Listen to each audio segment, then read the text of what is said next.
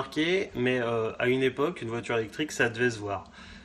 Soit par le look un petit peu particulier, ou alors par des touches bleutées sur les logos, sur les jantes, ou alors des logos genre zéro émission, quelque chose.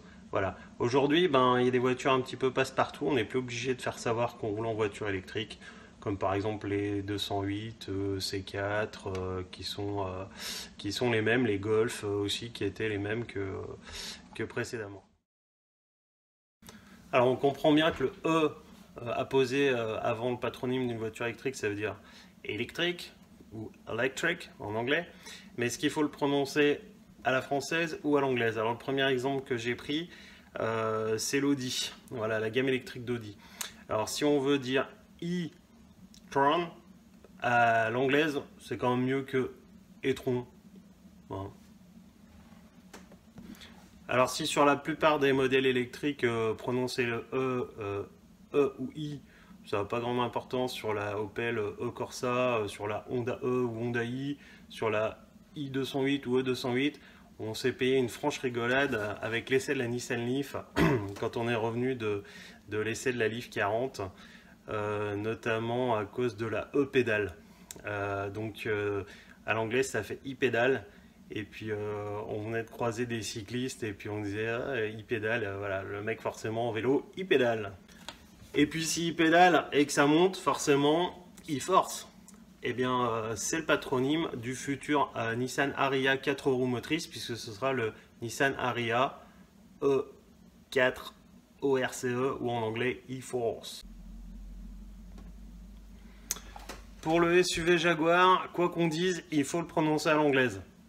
Parce que si vous le prononcez à la française, le problème, si vous dites e-Pace, en fait c'est le I-Pace, c'est la version électrique. Par contre, si vous dites e-Pace, donc à l'anglais c'est e-Pace, alors j'ai pas compris pourquoi, mais là c'est la version thermique. Alors pourquoi avoir mis un E avant le patronyme Pace, E comme électrique?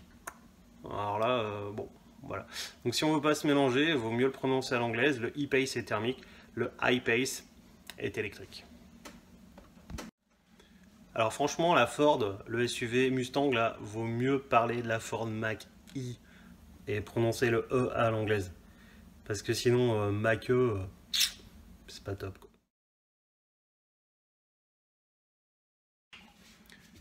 Et quelle est la voiture préférée de Tiger Woods?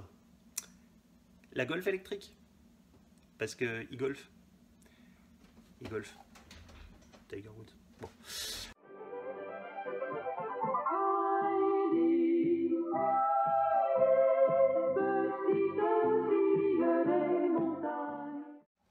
Voilà, histoire de ne pas vous embêter plus longtemps avec mes histoires de E ou I, je vais terminer avec ma voiture. La Kia E-Soul. Enfin voilà, alors si vous prononcez à l'anglaise e-Soul, c'est mieux parce que mélangez pas l'anglais et le français. E-Soul, vraiment, allez, j'arrête de vous saouler avec ça. Et je vous dis à bientôt les amis, abonnez-vous à ma chaîne. Ciao, ciao, ciao.